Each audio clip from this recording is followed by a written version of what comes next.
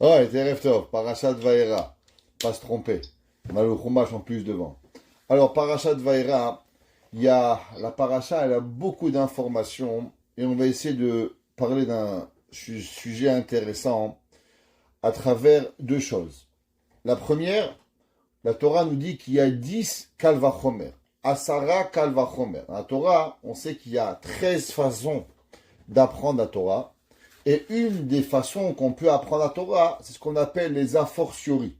Ça veut dire quoi? Exemple, si quelqu'un vous demande d'où est-ce qu'on sait qu'on ne peut pas tuer deux personnes, vous allez lui répondre, si on n'a pas le droit de tuer une personne, à plus forte raison qu'on n'a pas le droit de tuer deux personnes.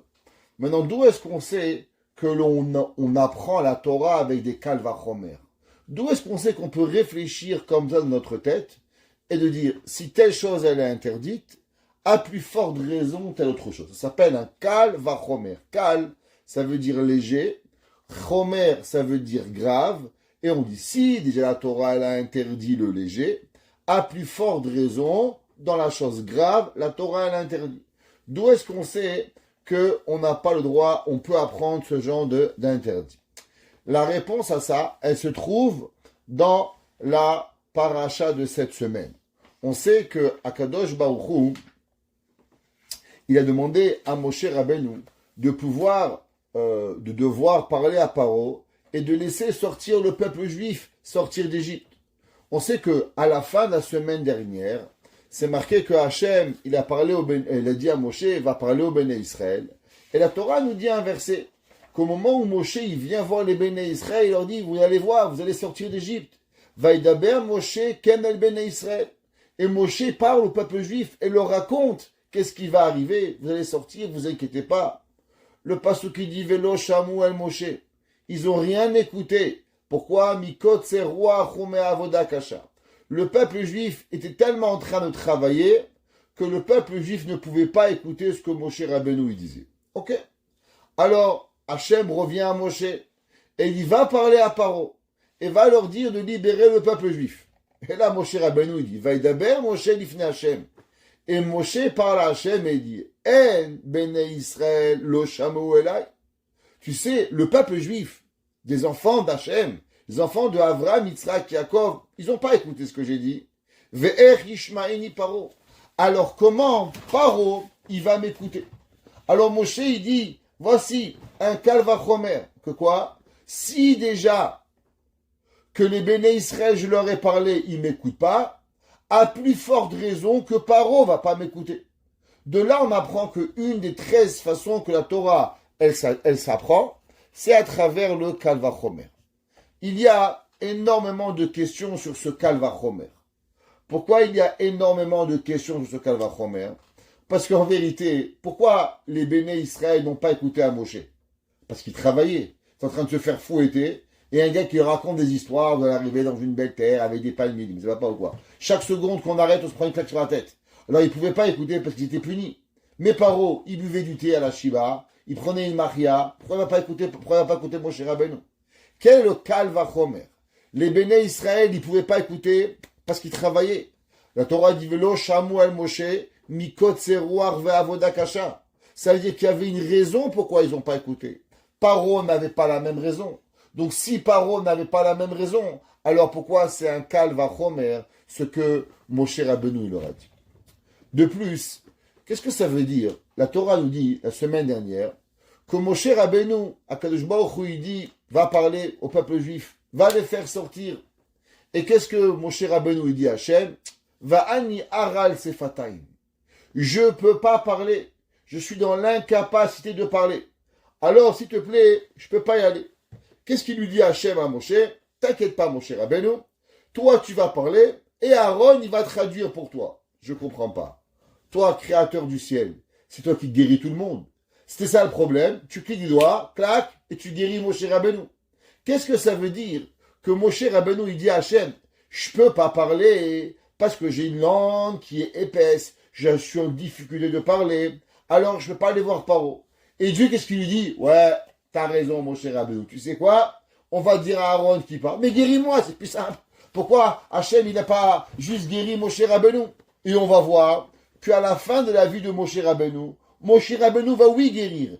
Ele hadevarim asher diber Moshe.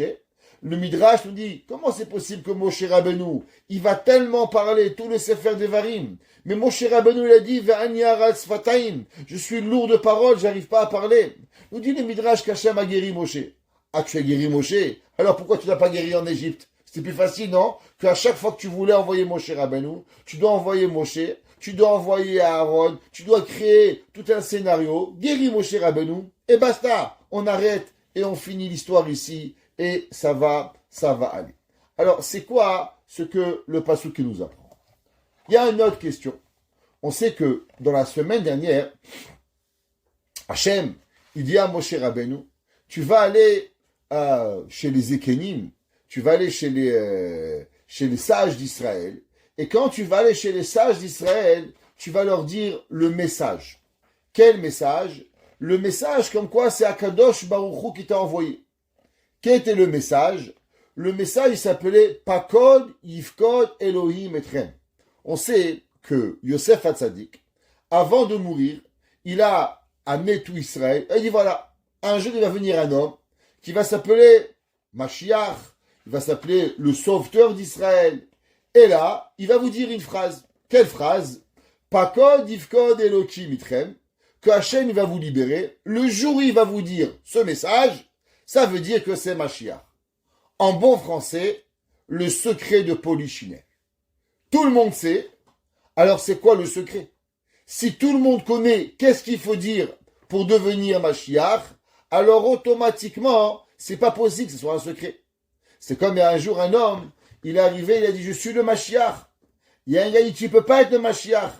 Il lui a dit pourquoi tu sais que je suis pas le Mashiach? Il dit parce que c'est moi le Mashiach.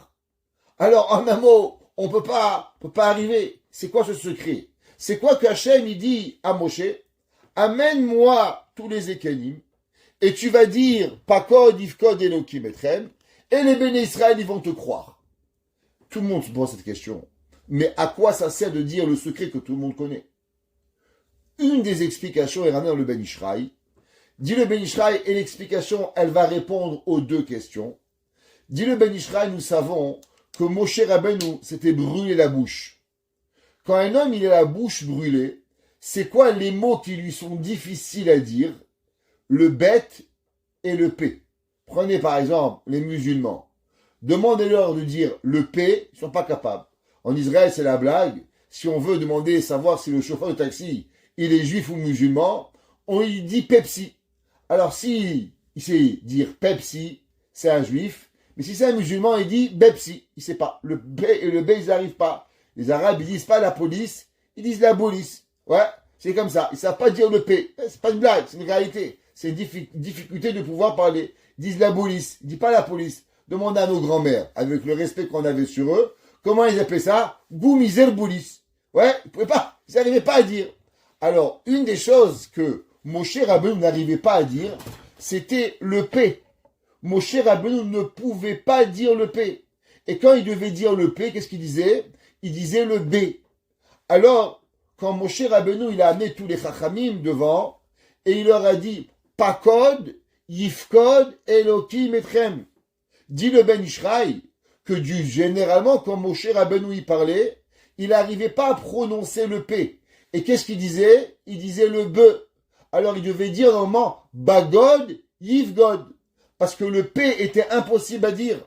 Alors au moment où Moshe Rabbeinu il a réuni tous les Chachamim, et ils ont vu que dès qu'il disait la phrase magique, Pakod, Yifkod, Elohim Etrem, c'est là qu'il avait plus de bégaiement, c'est là qu'il arrivait à le dire facilement, alors automatiquement c'est là qu'on a pu voir à travers la façon qu'il disait que Moshe Rabbeinu était vraiment le leader d'Israël, le Mashiach d'Israël, et automatiquement on a pu croire en Moshe Rabbeinu.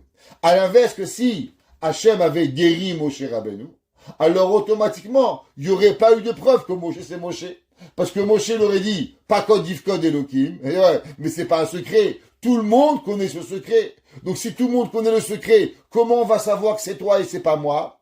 Donc le Ben Ishraï, il dit, c'est pour ça que Hachem a gardé Moshe Rabbeinu avec sa difficulté de parole, comme ça tant et aussi longtemps qu'il devait dire les lettres P. Généralement, il disait les lettres B, Et quand il arrivait à la phrase magique, alors il disait Pakod, Ifkod, Elokim Etrem. Et c'est une des raisons que Moshe voulait pas arriver chez Paro, parce que quand il se serait adressé à Paro, alors elle n'a pas de dire Paro, il aurait dû dire Baro. Et ça serait un manque de respect à Paro.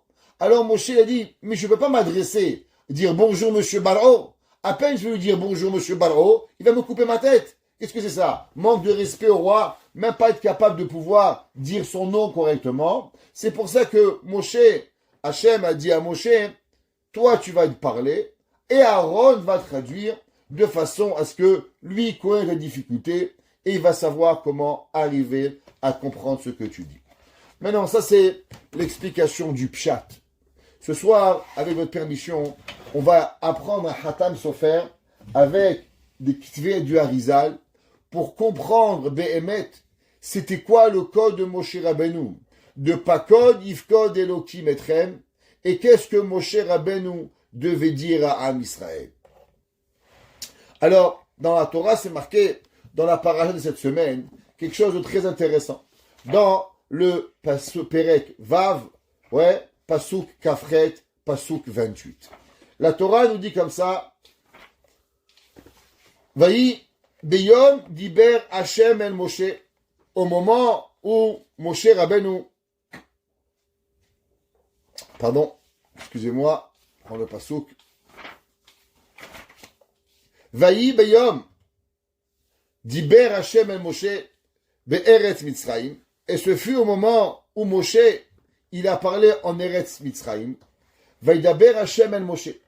Et Moshe, il a parlé les morts en disant, Ani Hashem, je suis Dieu, Daber el Paro, parle à Paro, Melech Mitzrayim, et kol asher ani dover elecha. Hashem dit à Moshe, va à Paro, et tout ce que je te dis, tu vas lui dire. La Torah, elle dit pas quoi. La Torah, elle dit à Moshe, regarde Moshe, je vais te dire les choses. Chaque chose que je vais te dire, tu vas dire à qui? À Paro. Pas de problème. Pasuk Lamed. Vayomer Moshe lifnei Hashem. Et Moshe, il dit à Hashem, En ani aral sefataim.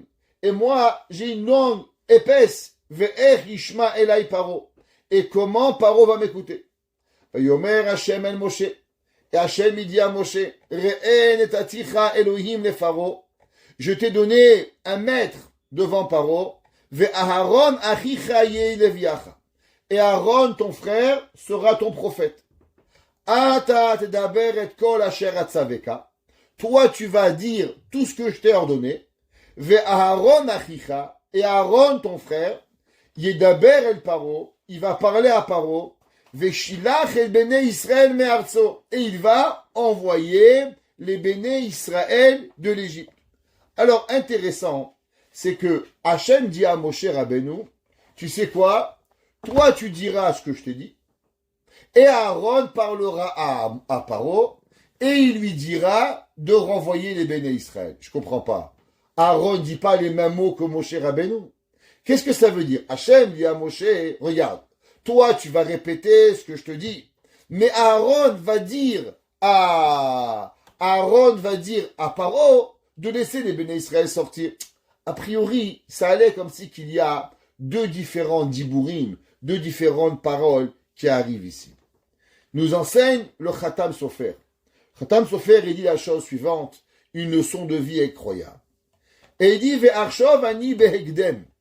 Il dit, tu sais, avant tout, avant de comprendre ce qui se passe ici, il faut comprendre une préface. C'est quoi la préface?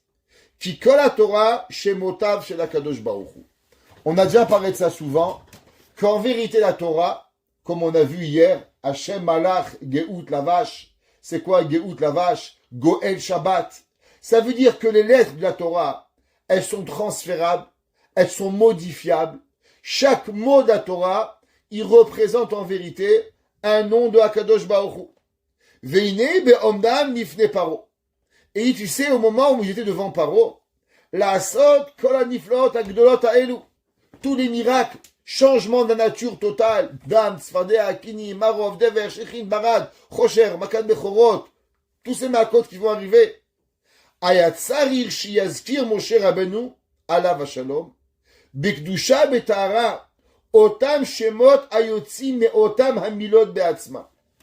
Il dit, en vérité, quand il y a un mot de la Torah, dans la Torah, il y a plusieurs niveaux du mot.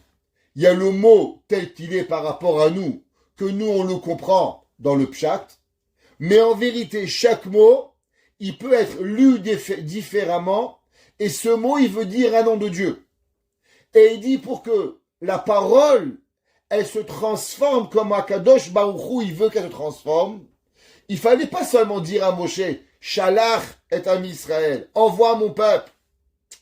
Il fallait devoir dire les mots avec des ponctuations différentes, avec des mots différents, pour qu'en vérité, avec cela, on dise les codes que Akadosh Baruch Hu voulait, pour que par Hachem va envoyer les makot sur Paro.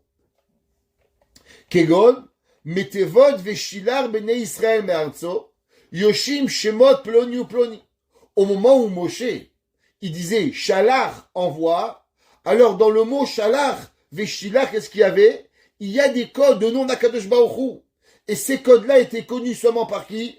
Par Hachem à Moshe Rabbeinu. Seulement, au moment où ils arrivent sur terre, ces codes, alors ils prennent une autre forme, et c'est ce qu'on appelle la matérialisation de la Torah. Ça veut dire que Hachem dit un mot, et au moment où Akadosh Baruch Hu dit un mot dans le ciel, jusqu'à qu'il arrive sur terre, il y a le mot à sa base, et il y a le mot à la réception. Et des fois, c'est pas pareil, parce qu'au moment où on le reçoit, il a été matérialisé. Mais en vérité, à sa base, il a un autre sens, et il est totalement différent, le sens d'Akadosh Baruch Hu. Et c'est pour ça que Moshe Rabbeinu, il y avait deux choses à faire. Il y avait à dire le mot exactement comme Hachem il avait dit. Seulement, ce mot-là n'était pas compréhensible par Paro, parce qu'en vérité, c'était un code. Et qui c'est qui arrivait à comprendre ces codes-là? C'était Moshe qui parlait, Aaron les comprenait, Aaron traduisait les mots, et il disait à Paro, laisse les béné Israël sortir. Ça veut dire que ce que Moshe disait, ce que Aaron écoutait, et ce que Aaron répétait, n'était pas pareil. Moshe disait un code, Aaron avec sa sagesse, il comprenait le code, il traduisait le code que Hachem disait à Moshe Rabbeinu, et automatiquement Aaron était capable de répéter qu'est-ce qui est arrivé. Et il dit, Vehaya diburo shel Moshe, poel tochen ha'inyan. Alors à quoi ça servait de les dire? Il dit parce que déjà le fait que Moshe Rabbeinu, il disait ces mots, donc il disait les mots de Dieu, les mots saints de nom d'Akadosh Baruch Hu, alors ces mots, ils arrivaient à enlever et à affaiblir l'impureté égyptienne, et à travers les mots que Moshe Rabbeinu disait, alors automatiquement, qu'est-ce qu'il y avait? Il y avait l'affaiblissement de l'impureté, le renforcement de la sainteté, pour que Behemet, Akadosh Baruch Hu, puisse apporter des makot en Égypte. Et c'est vrai que c'est marqué dans le Pasuk, ouais, il nous dit le Khatam Sofer, Veze biyom asher diber Hashem et Moshe, c'est marqué al dibur anifla, a ou asher sam dibero bepiv, beofan ayoter kadosh. Qu'est-ce que ça veut dire biyom asher diber Hashem el Moshe? Qu'est-ce que Hashem il a parlé à Moshe? Pas seulement un mot, laisse pas ressortir. Mais non, le mot qui représente le nom divin de Dieu était donné à Moshe Rabbeinu. Et c'est pour ça qu'il a dit, Moshe Rabbeinu, Ani aral sefataim. Qu'est-ce que ça veut dire aral sefataim? Il dit, Pirouche, sifte hagashmiot, arelot mileavin et paro, kefik dushat anevo azot. Il a dit, Moshe Rabbeinu, mais Hachem, comment tu veux que Paro y comprend cela? Tu me demandes d'aller chez Paro, de lui dire des noms de Dieu, et avec cela, Paro, il va laisser sortir les béné Israël. Il dit, Moshe Rabbeinu, mais Hachem, Paro, il comprend rien du tout. Paro, je vais lui parler, c'est du chinois pour lui. Tu vas commencer à Paro, Chochma, Bina, Gvura, Tiferen, Etza, Hol. Qu'est-ce que tu me veux? Il comprend même pas de quoi tu vas parler. Ouais. Alors Akadosh Baruch Hu lui dit non, t'as raison. Tu sais qu'est-ce qu'il y a? Il y a deux travails. Il y a verbaliser les noms divins et il y a transmettre et comprendre les mots divins pour les transmettre à parole. Ça veut dire qu'il y a deux actions. C'est pour ça que toi, tu dois faire la première partie. Et qui c'est qui va faire la deuxième partie? La deuxième partie, Behemet, elle va être faite à travers qui? À travers Aaron. Si c'est comme ça, alors vous vous rappelez, on avait rapporté une Gemara dans Masechet Shabbat. La Gemara dans Masechet Shabbat, elle nous raconte qu'au moment où Moshe Rabbeinu il est monté pour prendre la Torah dans le Sinaï, alors c'est marqué que les Malachim, ils ont dit à Dieu, Tena hodecha ala shamaim. Donne ta gloire au ciel. Tout le monde demande la question, qu'est-ce que ça veut dire Tena hodecha ala shamaim? Alors la Gemara elle explique que c'est la Torah. Les Malachim, ils ont demandé à Kadosh Baruch Hu, Hachem, laisse la Torah dans le ciel. Première question. Pourquoi les Malachim, ils n'ont pas dit simplement Ten Torah Techa Bashamaim? Pourquoi ils ont dit Ten Hodecha? Depuis quand? Pourquoi ils ont changé le mot? La Torah, elle s'appelle pas Hod. C'est vrai qu'elle est Hod, elle est belle. Mais la Torah, elle s'appelle Torah. Alors pourquoi les Malachim, ils n'ont pas dit à Dieu Hachem, Ten Torah Techa Bashamaim? Ouais. Pourquoi ils ont dit Tena Hodecha? De plus, qu'est-ce que Moshe Rabbeinu, il a répondu à Dieu? Hachem, il a dit à Moshe Rabbeinu. Moshe Rabbeinu répond-leur. Moshe Rabbeinu dit, moi j'ai peur qu'il me brûle. Il dit, ok, attrape mon kissé à kavod, donne-leur une réponse. Et là, Moshe Rabbeinu, il leur dit aux Malachim la chose suivante. Et il leur dit, Hachem, ouais, la Torah que tu vas me donner, ouais, Torah she'ata noteni, la Torah que tu me donnes, maktivba, qu'est-ce qui est écrit dedans? Alors, ils ont écrit Kibud Avaim, écrit Shmirat Shabbat. Alors, Moshe Rabbeinu, il a dit, Malachim, est-ce que vous avez des parents? Est-ce que vous travaillez? Est-ce que vous avez un Yetzerara? Non. Alors, c'est quoi le problème? Pourquoi vous voulez la Torah? La question, elle est, je comprends pas. Mais c'est quoi le principe que les Malachim voulaient? Et c'est quoi la réponse que Moshe Rabbeinu leur donne quand ils ne connaissaient pas la Torah? Qu'est-ce que ça a à voir? Alors, pour comprendre ça, vous savez, le Midrash et la Gemara a dit qu'en vérité, Dieu, il a écrit la Torah 2000 ans avant le monde. La question, elle est, mais qu'est-ce que ça veut dire que la Torah a été écrite 2000 ans avant le monde? Quoi? Ça veut dire qu'il y avait déjà Avraham, il y avait déjà Yitzhak, il y avait déjà Yaakov. Avraham n'était pas né, Yitzhak n'était pas né, Yaakov n'était pas né. Alors l'Égypte n'était pas arrivée. Qu'est-ce que ça veut dire que la Torah a déjà été écrite 2000 ans avant le monde? C'est quoi la Torah qui a déjà été écrite avant le monde? Le pasuk qui dit, Shne alafe shana. Comme c'est marqué dans le pasuk, Ve'eye etzlo amon, ve'eye sha'ashuim yom yom. Le verset, il dit que la Torah, elle était comment on appelle ça, un jouet à Dieu, yom yom. Dit le Midrash, qu'est-ce que ça veut dire yom yom?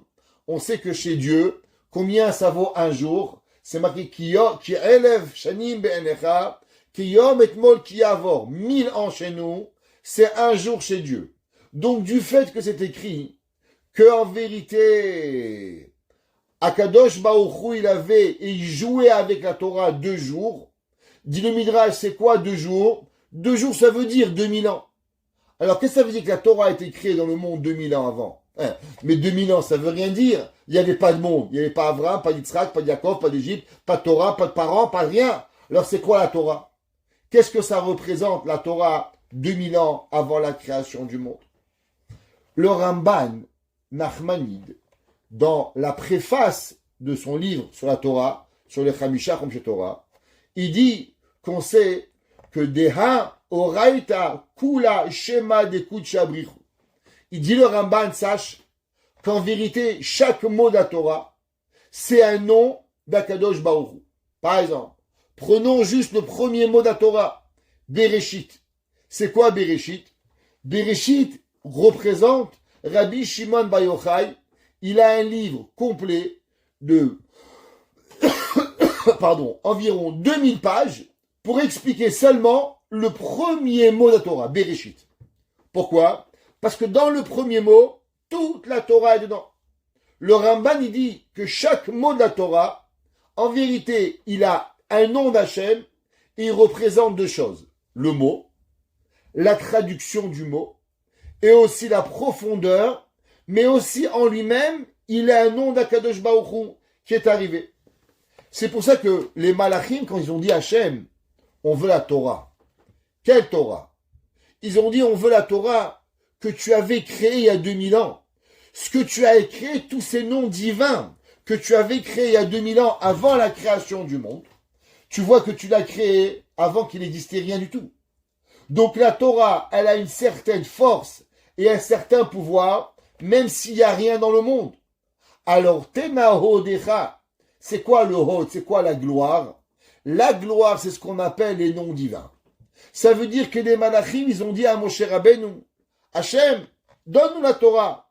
La même façon que tu l'as créée avant la création du monde, cette Torah qui était une profondeur incroyable, alors c'est ça qu'on veut. Qu'est-ce que Moshe Rabbeinu il dit au Malachim? Il dit Malachim, mais c'est pas ça que moi je prends. Qu'est-ce que moi je prends sur terre? Qu'est-ce que ça veut dire? Torah chez Ata Noteni. C'est vrai que chaque mot, il a un nom divin. Mais pourtant, quand la Torah, elle descend sur terre, qu'est-ce qu'elle prend? Elle prend une forme physique, comme on connaît, Baruch, Ata, Hashem, Bereshit, Bara, Elohim, Et, Hashamaim, Avraham, Yitzhak, Yaakov, Moshe. Donc elle prend une forme telle qu'on la connaît, et c'est ça que tu me donnes, mais la partie que tu veux, qui est le Hod, elle peut rester encore chez les Malachim, et elle n'a pas de problème. Alors si c'est comme ça, alors qu'est-ce que les Malachim ils veulent? Vous savez, il y a un de nos grands maîtres, il s'appelle le Targum Yonatan, qui était Yonatan ben Uziel, était le plus grand élève de Hillel. La Gemara a dit Shmonim Talmidim Hayu le Hillel, 80 élèves, il avait Hillel Azaken. La Gemara a dit 40 d'entre eux méritaient d'avoir la prophétie comme Moshe Rabbeinu. Ils auraient pu recevoir la Torah sur le Har Sinaï. La Gemara a dit le plus grand des élèves de Hillel qui était, il était Yonatan ben Uziel. Qui était le plus petit? Rabbi Yohanan ben Zakkai. La Gemara a dit qu'au moment où Yonatan ben Uziel, il a traduit la Torah, tout le monde il a tremblé. Et Dieu il a dit, qui c'est qui a donné les secrets de ma Torah au peuple juif? C'est qui celui qui a osé? Vous savez que Targum Yonatan, il n'existe pas dans les Ketuvim. Pourquoi? Et dans les Nevi'im? À cause, la Gemara a dit, parce que s'il avait écrit dans certains des prophètes, Yonatan ben Uziel, il aurait donné le secret de Mashiach. Ça veut dire qu'il y a des secrets très profonds dans Yonatan ben Uziel. Et si on prend les psukim de cette semaine, il y a un pasouk très intrigant. Qu'est-ce qu'il dit le pasouk? Allons prendre et revenons au pasouk que la Torah nous a enseigné. On a lu le pasouk chapitre 6, pasouk 28. Perek Vav, pasouk Kafret. Dit la Torah comme ça. Vahi bayom diber Hashem el Moshe. Et ce fut le jour où Hashem il a parlé à Moshe be'eretz Mitzrayim, dans Eretz Mitzrayim. Regardez qu'est-ce qu'il dit le Targum. Le Targum dit comme ça. Vehava beyoma demalel Hashem im Moshe. Et ce fut au temps où Moshe, Hashem, il parlait à Moshe. Dieu Targum, Be'arad et Mitzrayim, dans la terre égyptienne, Ava Aharon, il était Aharon, Matzit Udne, il tendait son oreille, Veshama de Malil Ime, et Aharon écoutait la conversation de Moshe Rabbeinu. Tous les commentateurs se posent la question, je ne comprends pas. Où c'est écrit que Aaron, il écoutait les conversations de Moshe Rabbeinu avec Hachem? Depuis quand Aaron à Cohen se mettait aux portes et il écoutait les conversations? Ça, c'est les enfants, quand les parents ils parlent, est-ce qu'on va aller en vacances? On va pas en vacances. Les enfants ils se mettent à écouter. Papa dit qu'on va en vacances. Non, on va pas aller en vacances. Ok, ça c'est les enfants. Mais pas Aaron. Hachem parle à Moshe. Dit au Targum, c'est qu'est-ce qu'il fait Aaron? Aaron il se met derrière et Aaron il est en train d'écouter qu'est-ce qui se passe entre Akadosh Baruch Hu et Moshe Rabbeinu. Pour comprendre ça, on va comprendre un enseignement du Harizal. Le Harizal, il nous explique et il nous dit, c'est marqué au début de la paracha, Bo daber el paro. Hachem, il dit à Moshe, Bo va daber el paro, melech Mitzrayim, le roi d'Égypte. Ouais. Et veishalach et bnei Israël me'artso, et qu'il enlève bnei Israël de son pays, qu'il les renvoie. Pasuk Vav, chapitre 6, Pasuk Yud Aleph, verset 11. Dit le Midrash Rabbah. Le Midrash Rabbah, il ramène et il dit, Bo daber el paro melech Mitzrayim, va et parler à Paro, roi d'Égypte. À Mashal Omer. Il dit le Midrash, voici une allégorie très difficile à comprendre. Min shetaya let el hanya. Des idiots, on ne peut rien avoir en profit. Ela min hakatzin. Seulement des chefs. Quel rapport? Le Midrash, il dit, Hachem dit à Moshe, va à Paro. Et le Midrash, tu sais pourquoi tu vas chez Paro? Parce que des idiots, on peut rien avoir. Mais des rois, on va oui avoir quelque chose. Alors, qu'est-ce que c'est venu nous apprendre cette explication du Harizal, de ce Midrash? Le Harizal, dans Sefet Marberet HaKodesh, il nous explique la chose suivante. Et avec ça, on répondra à une question qui m'a été envoyée la semaine dernière, dimanche soir, par Levana, qui est ce soir parmi nous, en me demandant une question suite au cours qu'on a fait dimanche soir. Ceux qui ont écouté le cours de dimanche soir, on a dit là-bas que Paro n'était pas un roi bête, mais que Paro était un roi intelligent. Alors Levana, Simcha a demandé une question. Elle dit, mais Rabbi, je pensais que l'intelligence, il appartenait qu'aux tzadikim. Alors pourquoi vous avez dit dans le cours que Paro était un homme intelligent? Si j'ai bien compris la question, c'est ça la question qu'elle a demandé. Sur place, je lui ai expliqué, je lui ai dit qu'en vérité, il y a l'intelligence de la Torah et il y a l'intelligence de tous les jours, mathématiciens, physiciens. Le Rambam dit que même Aristote est arrivé un roi, un homme intelligent, au summum d'intelligence qu'on peut arriver à la prophétie. Avec le Harizal de ce soir, on va donner une autre explication à qu'est-ce que ça veut dire que Paro était intelligent. Qu'est-ce que ça veut dire que Paro était intelligent et pourquoi Chachamim nous disent que Paro était intelligent par rapport à la question de Levana Simcha. Nous dit le Harizal. Qu'est-ce que ça nous apprend, ce Midrash, à savoir que des idiots, on peut rien apprendre, mais on peut apprendre seulement des rois. Demande le Harizal, dans la Torah, vous allez remarquer que quand Hachem ou Moshe parle de Paro, des fois il appelle juste Paro, et des fois on l'appelle Paro Melech Mitzrayim. Demande le Harizal, pourquoi? Qu'est-ce qui se passe? Pourquoi des fois on parle de Paro, juste Paro, et des fois on mentionne Paro Melech Mitzrayim, le roi d'Égypte? Pourquoi des fois on lui rajoute ces mots-là, Melech Mitzrayim? Ça va, on sait que Paro c'est le roi d'Égypte. À chaque fois on va répéter Paro le roi d'Égypte, Paro le roi d'Égypte, Paro le roi d'Égypte. C'est un Paro, c'est le roi d'Égypte. Une fois ça reste Chazak Baruch. À chaque fois tu as besoin de marquer Paro, et des fois tu marques, et des fois tu marques pas. Quelle est la raison pourquoi des fois tu enseignes, et des fois tu enseignes pas? Alors il dit le Harizal, parce qu'en vérité il y a deux Paro. Qu'est-ce que ça veut dire qu'il y a deux Paro? Il y a Paro physique, et il y a Paro spirituel. De la même façon qu'on a toujours expliqué que tout ce qui se passe ici même, sur cette terre, il y a aussi dans le monde d'en haut. Yerushalayim d'en bas, Yerushalayim du haut. Toute chose qui se passe ici basse, elle se passe aussi dans les mondes supérieurs.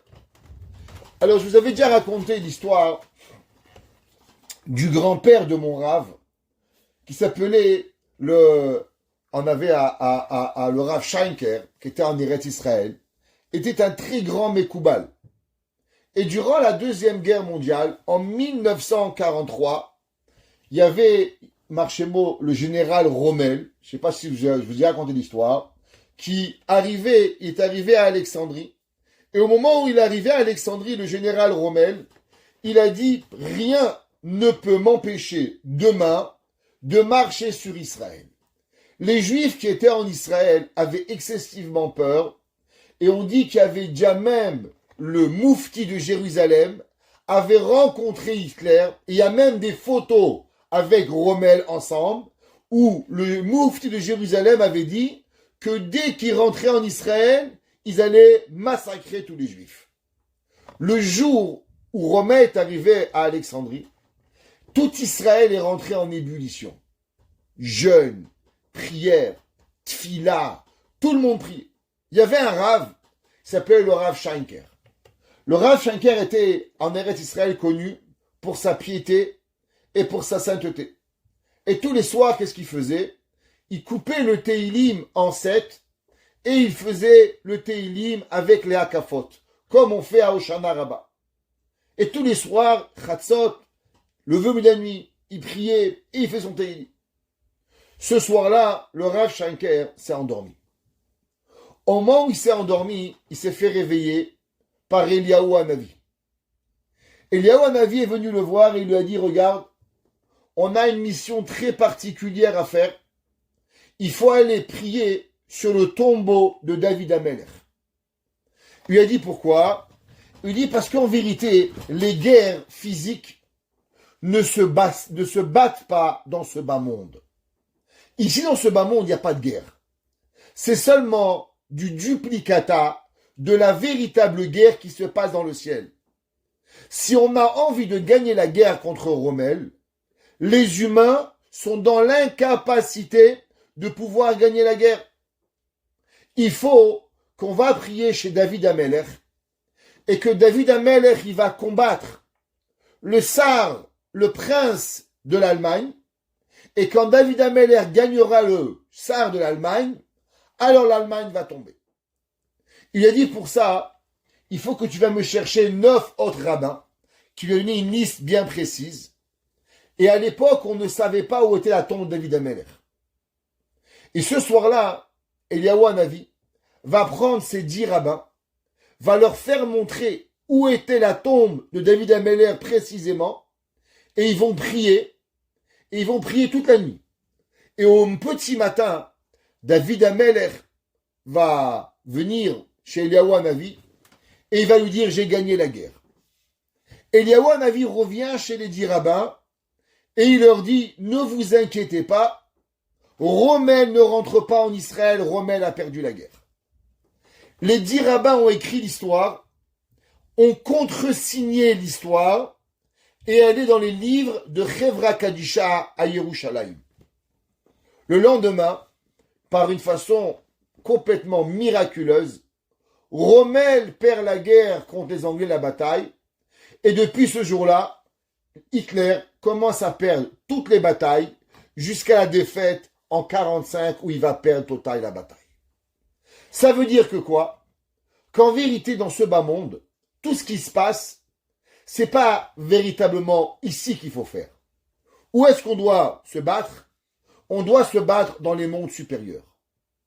Dis-le à Rizal, quand Hachem demande à Moshe Rabbeinu d'aller parler à Paro, de quel Paro il parle? Tu crois que Moshe Rabbeinu, il va parler à Paro, le roi d'Égypte? Paro, qu'est-ce que c'est Paro? Paro c'est rien, Paro c'est un pantin, Paro c'est un idiot. Dis-le à Rizal, tu sais chez quel Paro on a introduit Moshe Rabbeinu? On a introduit Moshe Rabbeinu dans le Paro supérieur, dans le roi et le prince l'ange de Paro, qui est dans le monde, au monde supérieur. Et là-bas, Moshe Rabbeinu va dire à Paro, s'il te plaît, Paro, laisse les béné Israël sortir. Il dit pourquoi? Parce que chaque fois qu'on parle de Paro, quand on dit le mot Paro simple, c'est juste Paro physique. Quand c'est marqué Paro Melech Mitzrayim, Paro roi d'Égypte, ça veut dire que Moshe Rabbeinu a été introduit et va parler à qui? À Paro, le roi de Mitzrayim, qui est le Tsar de Mitzrayim. Et c'est pour ça que des fois on voit Paro, et des fois on voit Paro Melech Mitzrayim. Tout dépend à savoir à qui nous parlons. Est-ce qu'on parle à ce Paro ou on parle à ce Paro? Dis-le à Rizal.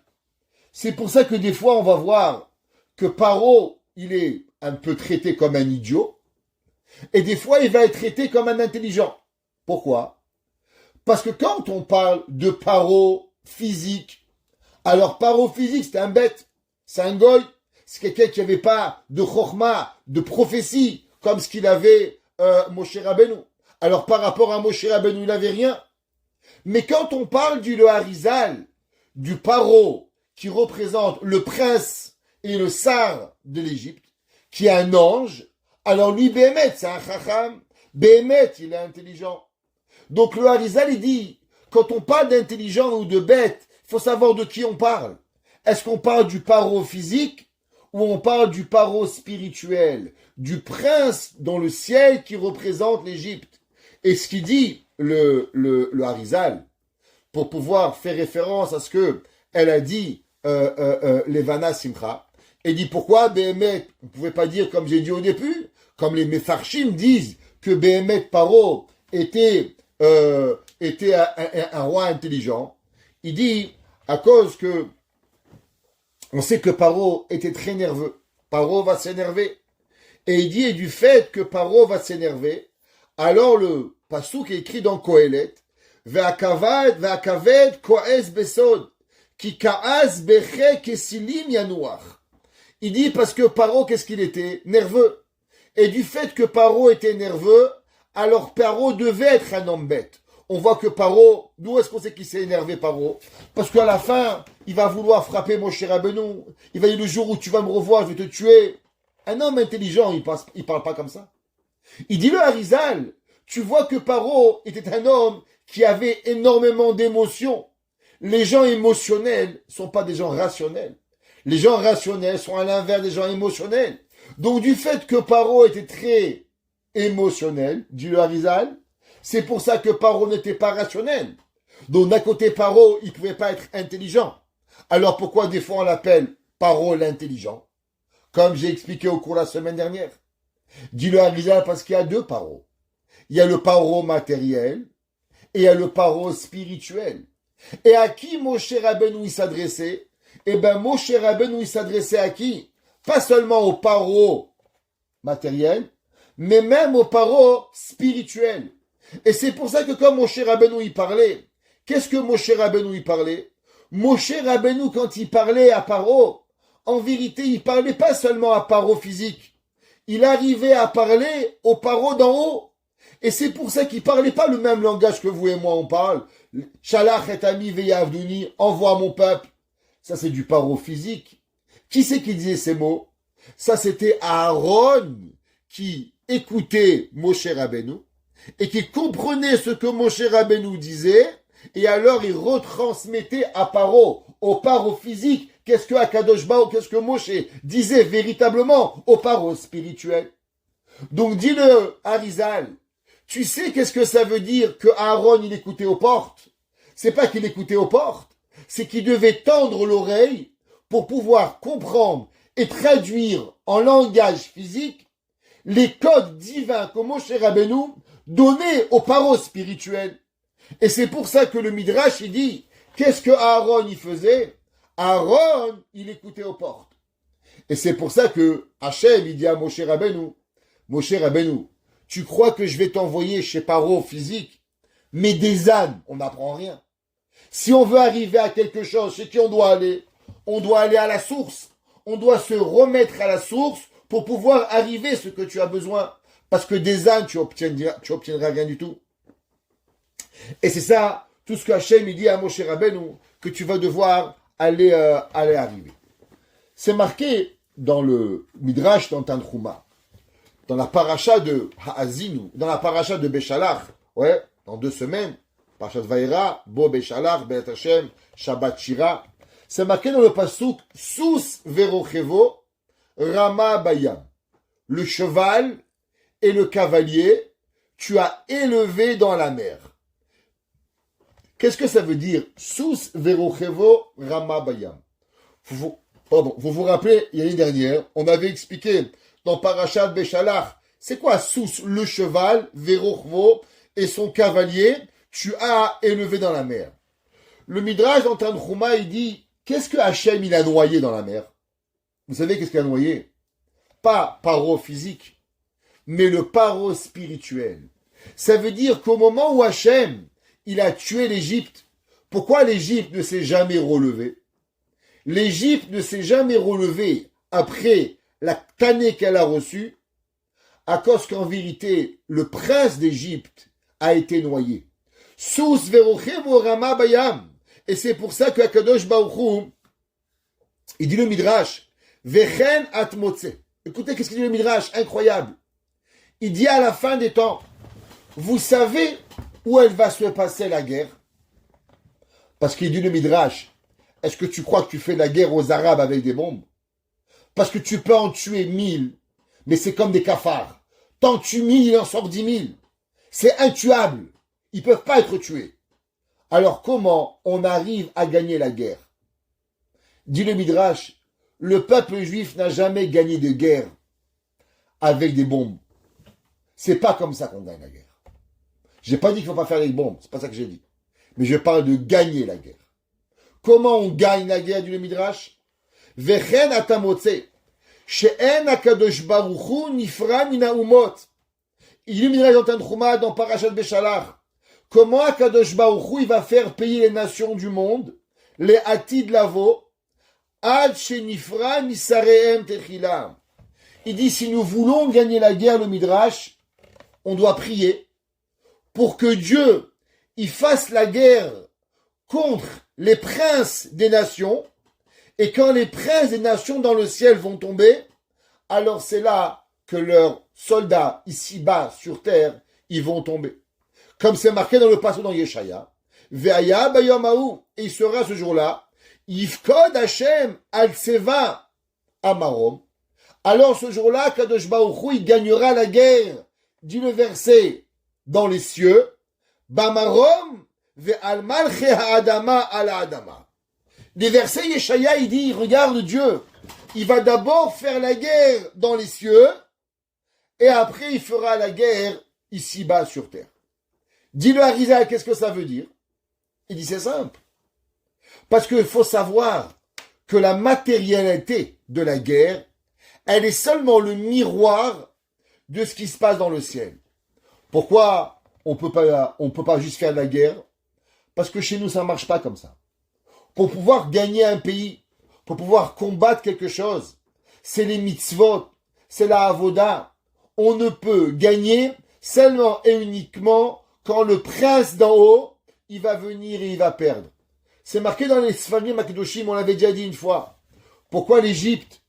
Pourquoi l'Espagne? Pourquoi le Portugal, depuis 500 ans, n'ont jamais relevé la tête? Dès que l'Espagne vient, tac, une catastrophe, elle tombe. Le Portugal, pareil. Qu'est-ce qui se passe? C'est marqué dans les Mekoubalim qu'au moment où une nation fait du mal à Israël, alors Hachem l'a fait monter, mais Hachem après il prend son prince et il le tue.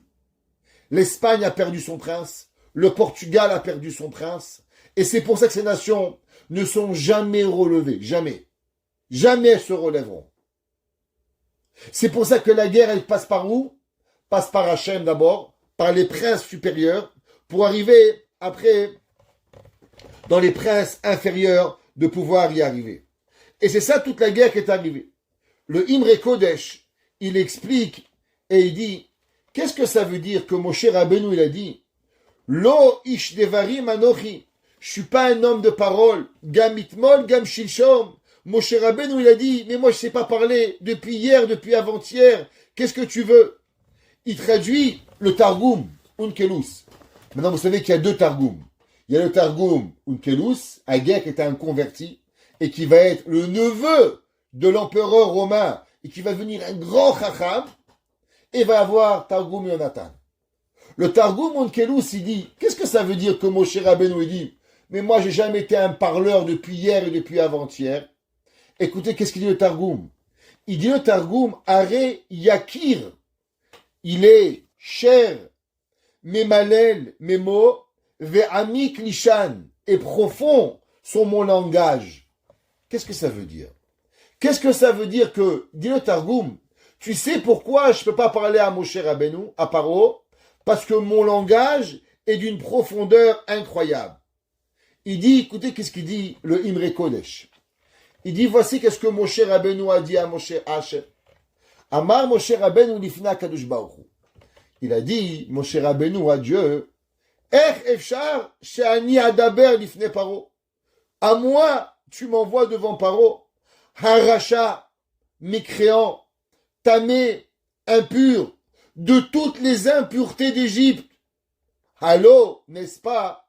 Yekarim ou Kedoshim, Imoulev et Dibouri. Il dit, Moshe Rabbeinu à Dieu, mais moi, chaque mot de ma bouche, c'est saint, c'est kadosh, c'est respectueux. Comment tu veux que moi, je vais me salir à aller parler à Paro? Je peux pas. C'est impossible que je m'adresse à Paro. Hachem, Shashrina et Amedaber beton grono. Il dit pourquoi? Il dit parce que la présence divine parle dans la bouche de Moshe.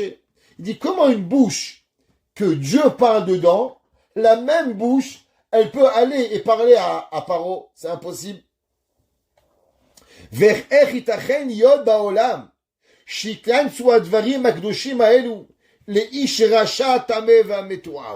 Il dit comment des mots tellement saints pourront rentrer dans la bouche d'un homme aussi impur.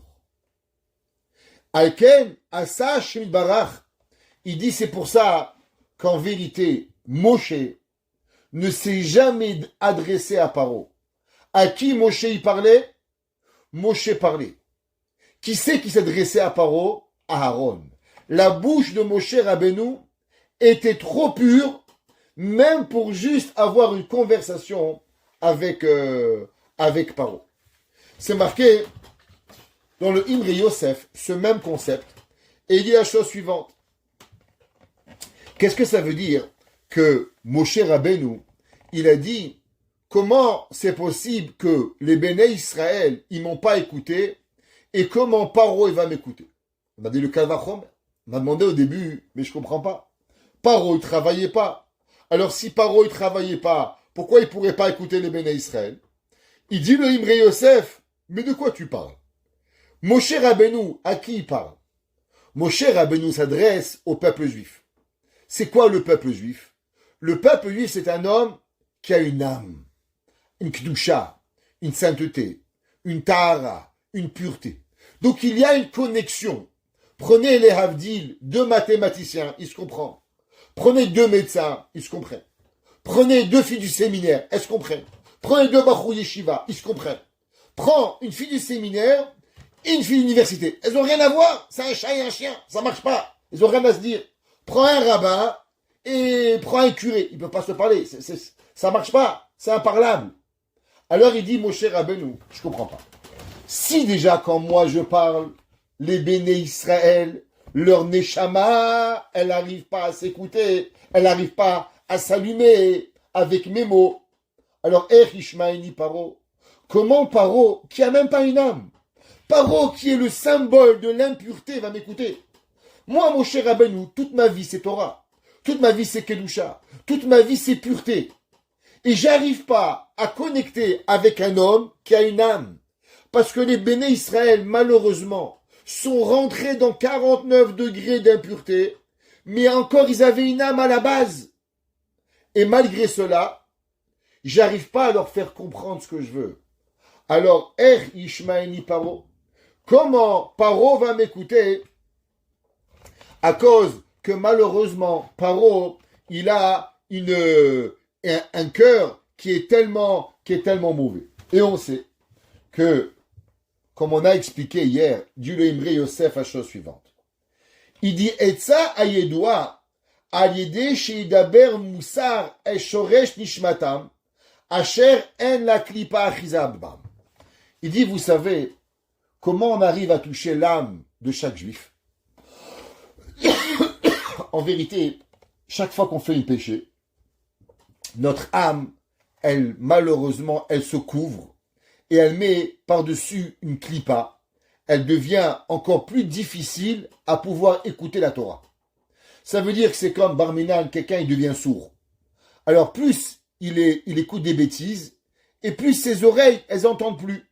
On écoute la shonara, mensonge, toutes les bêtises, elles nous abrutissent. Et plus on devient abruti, et plus on ne peut pas écouter. Quand la Torah, elle parle, Shabbat, Kashrut, il y a des gens, tu écoutes un cours de Rabbi Truc. Toi, ton cœur, tu peux plus t'arrêter tellement t'as envie. T'écoutes Rav Moshe Feinstein, Rav Chaim Kanievski. Toi, tu brûles, t'as envie de courir à la Torah.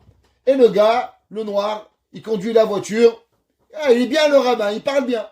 Tu fais Shabbat, tu fais Kashrut, qu'est-ce qui t'arrive? Comment ça se fait que le gars, il n'arrive pas? La réponse, elle est simple. C'est qu'il n'entend pas. Ça ne rentre pas dans la tête. Pourquoi ça ne rentre pas? Parce que tellement il a fait de péché que la Avera, elle l'empêche de pouvoir écouter. Barminan. Maintenant, prenez ça physiquement. Un homme, il a beaucoup de cire dans les oreilles. Qu'est-ce qu'il fait? Il va voir un ORL. L'ORL, il lui met un produit. Psst, il nettoie les oreilles. Il peut écouter. Ah, Baruch Hashem, j'écoute bien. Il dit le Imre Yosef. C'est quoi le débouchage des oreilles? Qu'est-ce qui se passe? Comment on débouche les oreilles? Il dit le débouchage des oreilles, Moussar, morale juive.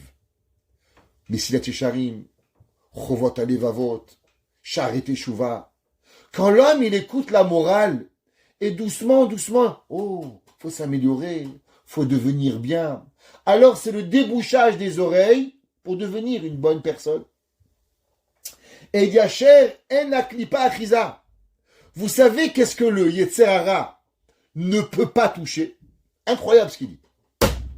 Il dit, vous savez qu'est-ce que le Yetzer Hara ne peut pas toucher? La morale juive. Le Yetzer Hara, il peut toucher ta prière. Le Yetzer Hara, il peut toucher tes pensées. Le Yetzer Hara, il peut toucher tes mitzvot. Mais le Moussar, le Yetzer Hara peut pas toucher. Et quand on étudie du Moussar, ça rentre dans le cœur et doucement, ça nettoie les artères. C'est comme une chirurgie qu'on fait dans le cœur, qu'on rentre dans les artères et ça débloque les artères et ça fait circuler le sang. C'est un bypass. Il dit le Imre Yosef, tu sais ce que c'est le bypass à Neshama? Moussar. Moussar, il arrive. Veze ha'azinu ha'shamayim ve'adabera. Qu'est-ce qu'il dit le pasouk? Il dit le Magid de Koznitz. Qu'est-ce que Moshe Rabbeinu il a dit? Ha'azinu ha'shamayim. Écoutez le ciel. Ve'adabera. Et que la terre, elle va écouter. Il dit pourquoi? Il dit parce qu'en vérité, le tzaddik, il arrive à parler à Nat Neshama. Et quand on parle dans le Shamaïm, alors Vadabera, on arrive à parler en bas. Vatishma Haaretz. Et il dit, qu'est-ce que ça veut dire parler à notre Neshama? Vous savez qu'est-ce qui parle à Neshama? Moussar. Quand tu parles à Neshama, tu fais du Moussar, c'est pas au corps physique que tu parles, c'est en haut. C'est dans l'intouchable. Alors, Ha'azin ou Ha'shamayim, écoutez le ciel, va adabera et je vais parler, Vetishma Haaretz. Et la terre, elle va écouter. Parce que la seule et unique façon de pouvoir changer, c'est à travers la morale juif. Umimela tishma haaretz.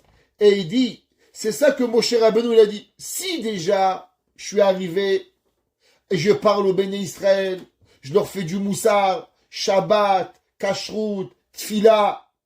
Les pauvres, ils sont tellement loin de leur capacité. Ils sont tellement loin de pouvoir changer, ils ne m'écoutent pas. Velo Shamuel Moshe, ils n'arrivent pas à écouter. À plus forte raison de pouvoir que Paro. Il dit le Rav, le Imre Emet, le Rav de Lublin. Le Rav de Lublin, il dit, quelle avait été l'intention de Paro de faire fauter le peuple juif au 50e degré d'impureté? On sait que Paro, il avait un plan terrible. De quoi? De faire fauter le peuple juif au maximum. C'est quoi ce plan? Il dit, prenons le début dans Parashat Shemot. Qu'est-ce que le Passouk dit?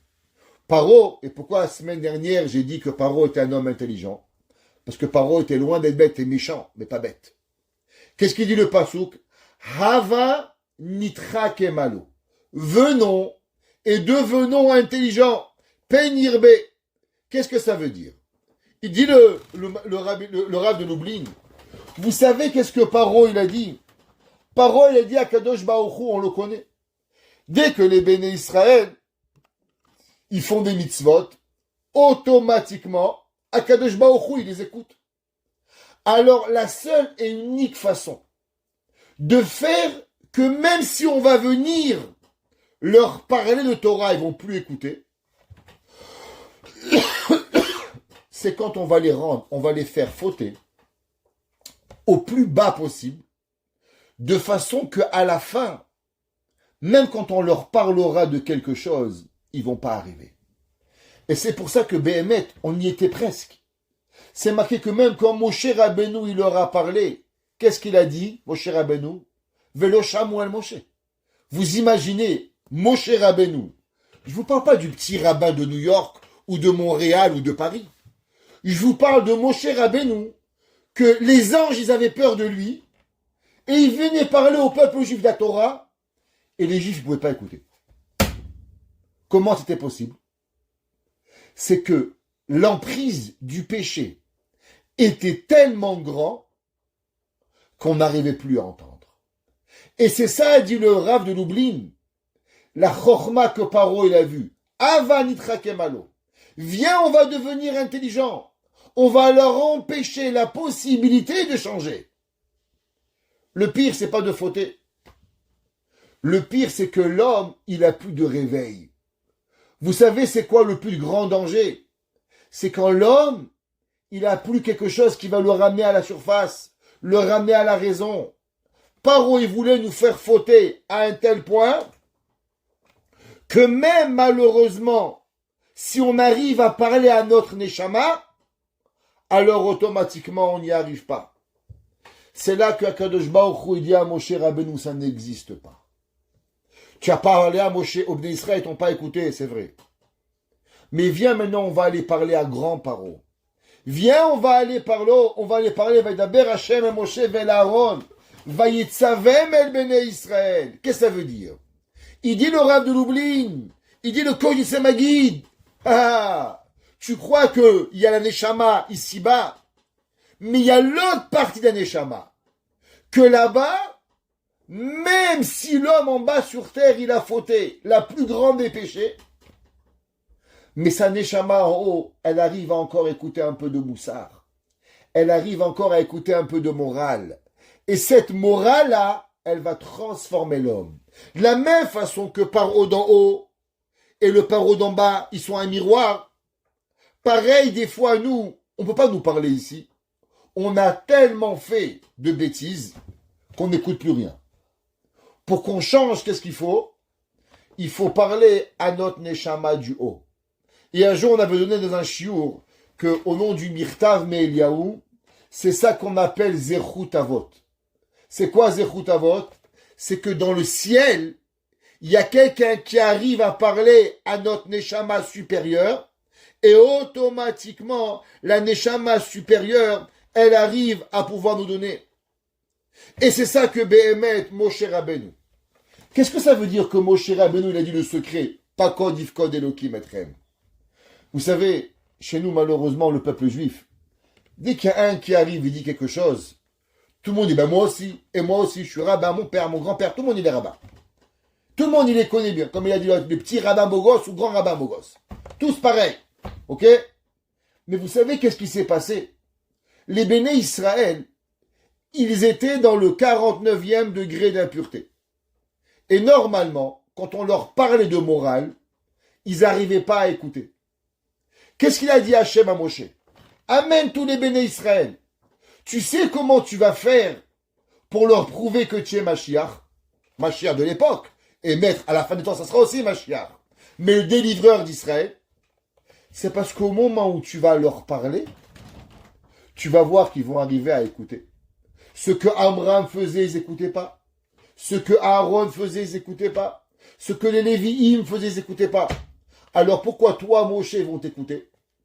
Parce que toi, Moshe Rabbeinu, tu vas parler pas à leur corps, pas à leur âme si bas, mais tu vas arriver à leur parler à leur âme supérieure. Et c'est ça le pasouk. Pakod, ifkod, Elokim, etrem. Akadosh Baruch Hu, il va vous délivrer. Qu'est-ce qu'il va vous délivrer? Ça veut dire que Akadosh Baruch Hu, il a un moyen de parler à votre âme, que même si votre corps ici-bas, il est dans la plus grande des torpeurs de Avera, de noirceur, mais il y a toujours un rave, il y a toujours un discours, il y a toujours un mot de Torah qui est capable de réveiller notre âme. Et les béné Israël, ils ont vu qu'au moment où Moshe Rabbeinu, il a dit, pas kod yifkod Elokim etchem, Dieu, il va vous racheter, Dieu, il va vous délivrer. Tout d'un coup, tous les béné Israël, ils ont écouté. Dit le Rav de Lublin, quand tout le monde a senti qu'il a béhémed ressenti quelque chose, une envie de changer, alors c'est là qu'ils ont compris que véritablement Moshe Rabbeinu était le Mashiach Israël et le délivreur d'Israël. Que Kadosh Baruch Hu qu'il fasse la guerre à nos ennemis dans le ciel, afin que nos ennemis terrestres, ils vont tomber. Qu'Hachem, il s'est envoyé Mashiach Tzidkenu pour parler à notre âme supérieure, de façon à ce que notre âme inférieure, elle sache écouter et se rapprocher de Hakadosh Baruch Hu. Et ensemble, à travers cela, on puisse avoir Mashiach Bimera Biamenu. Amen.